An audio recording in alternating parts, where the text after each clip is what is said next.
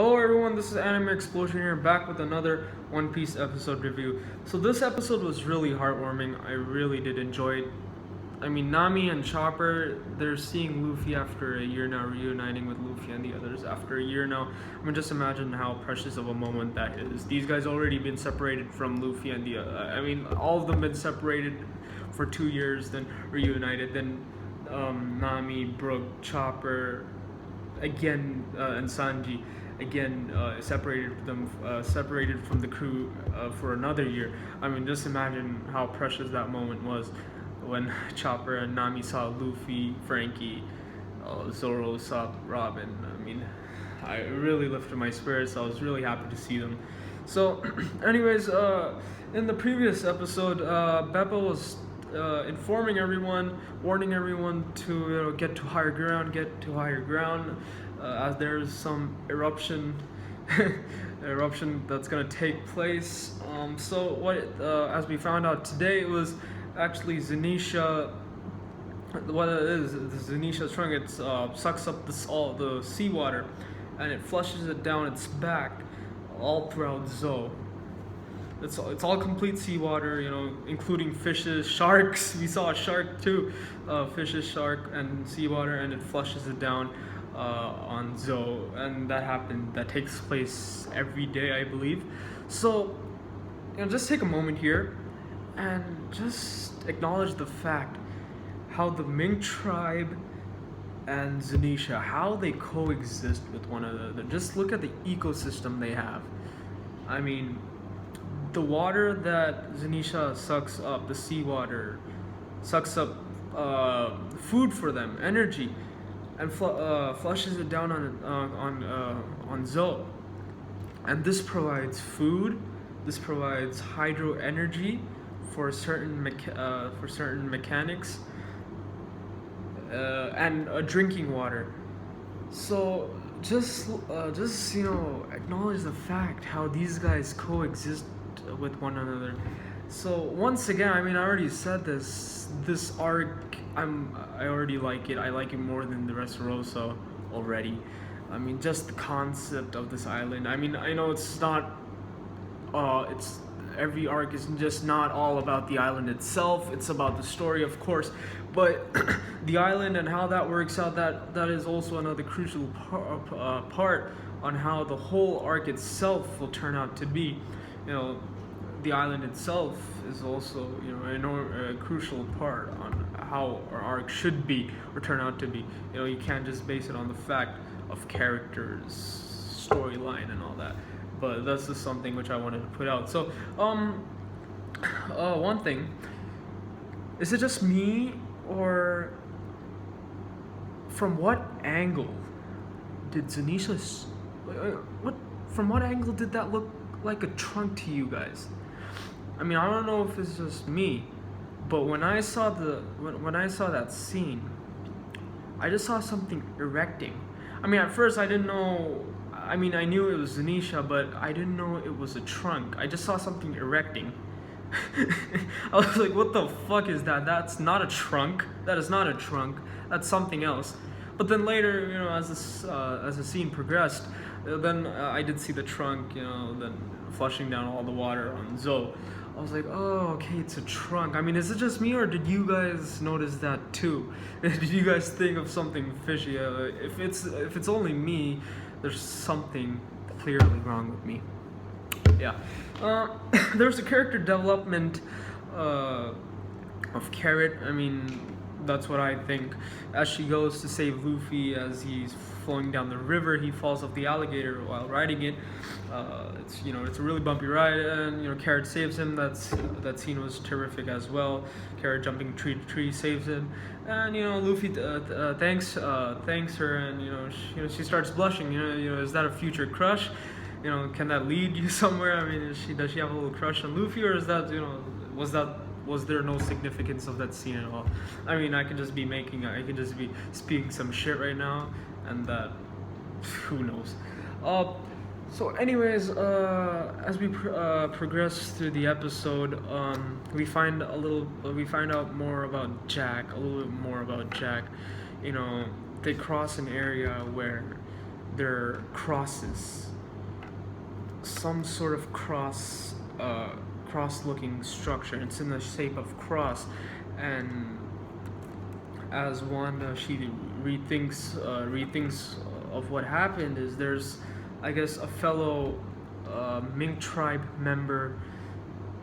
That's what I suppose. That's what I'm supposing. And Jack, he's torturing him, trying to get some information out of him. And of course, the Ming tribe member, he's resisting. He's like saying, "No, I won't tell you about him. I won't tell you where it is. I won't tell you." He kept repeating these words. We saw a small glimpse of Jack, how he looks. He was just shaded out, and Rwanda was thinking back to it, and we know that yes, Jack is a potential threat. He is the reason that the Ming tribe, I believe, the Ming tribe hates human beings or anyone in general, other than themselves. So as they arrive, as they progress, Luffy and the others, they start progressing further. There's this secret fortress called Garchu. That's what I think it is. It's a secret fortress, or a secret area. That's what I believe, and that's where all the inhabitants of Kuro City fled to after Jack appeared into their city. I mean, of course, he did a lot of destruction. They had to flee somewhere, so I guess this is a secret area where no enemy knows of. So they arrived at this place, what I think is called Garchu, because they were repeating it a lot, or it might just be a way of greeting someone. So I don't know. So we finally see the rest of the inhabitants of Zo. They're all in this secret area, and now let's talk about the serious stuff now. Nami, Chopper, Luffy, and the others, they finally reunite.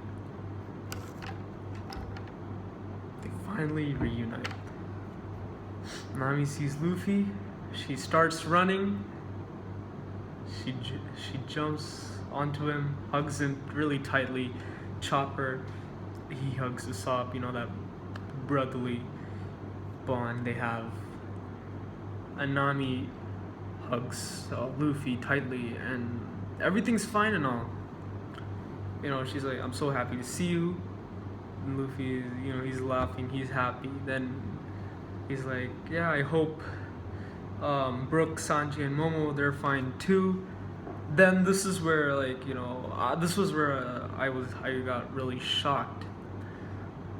She says that something happened to Sanji, and that's when the episode cut off. I mean, something happened to Sanji. What does she mean by that? I mean, now this opens up a whole new possibility of things that did happen to Sanji. I mean, she was really sad. You could see it on her face. Of course, she was happy. You don't know if she was crying out of joy seeing Luffy and the others, or was she crying because something happened to Sanji, and that's what I believe. Of course, she's happy to see Luffy. But at the same time, she says that something happened to Sanji, and she starts crying right after she says that. Now, this could lead to a lot of possibilities. Like, is he dead? Is he kidnapped? Did someone take him? Is he getting tortured somewhere? Is he getting raped? Okay, is he getting raped? Not by a woman, but he's getting raped by a man. I'm saying it out there. But seriously, when she said that, I was like, oh shit, is he dead? That's the first thing that popped up to my mind. I mean, how can Sanji die that easily? I mean, what do you guys think? I mean, that's the question of the day. What do you think happened to Sanji? I mean, she does not say anything about Brook and Momo, so I assume they're safe. I assume they're fine too. I hope they are. But she says she only mentions Sanji's name, which worries me. I mean, last when we saw them in front of Big Mom's ship. Okay? They were, Sanji and the others, they were heading out to Zo, and Big Mom appears. After that, we don't know what happens. I mean, there must have been some big fight that took place there. But Nami and Chopper, they arrive safely at Zoe. But Brook, Momo, and Sanji, they're not on Zoe, so where could they be? I mean, are they with Big Mom? Or can they still be on the island, supposedly? Are they dead? I mean, as Wanda said before as well, she said that there's a corpse. And in the previous episode, I was laughing about that, saying that, of course, who else can it be? It has to be Brook, because he's a walking skeleton. Who else? He's a walking corpse. Who else can that be? I was thinking that it can be Brook, but now this whole thing changes. Is it Sanji that's dead? I mean, that's a big shocker for me. I mean, what do you guys think? Let me know in the comment section down below. It's really intense topic. I mean, this episode was really intense. I mean, it was satisfying as well as intense. One more thing I do want to mention.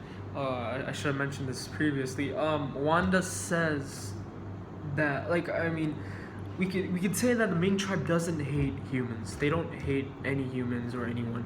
They don't judge anyone by race. They don't judge. They're not racist. They're not like that. They judge by the quality. They judge by how they act. And obviously Jack portrayed this person. I guess he was the first one on Zoe, I'm assuming, and he caused all this. And from this, the Ming tribe thinks that all humans are bad. He portrayed such a bad figure for all of humanity. They hate all of them. But I guess as years passed by, they learned that, okay, Nami, Chopper, they're harmless. They're not here to harm us. So then she says, Wanda says to Zora that, yeah, I really like this dialogue. She says that, no, we're not racist. We don't judge by race. We judge by the quality of a person. So I guess this is what she's talking about Jack, and she's like, I'll never forgive him. So Jack seems to be like really bad maniac. He's dangerous. And yeah, it was a really good episode. I rate this episode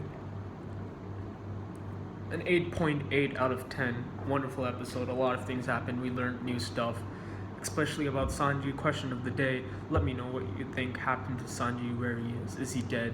What are the possibilities? So anyways, I hope you guys enjoyed this episode, this review. Please comment, like, share, and subscribe. Please support this channel. There will be more content on this very soon. I'll be uploading more often. So I hope you guys enjoyed. Bye.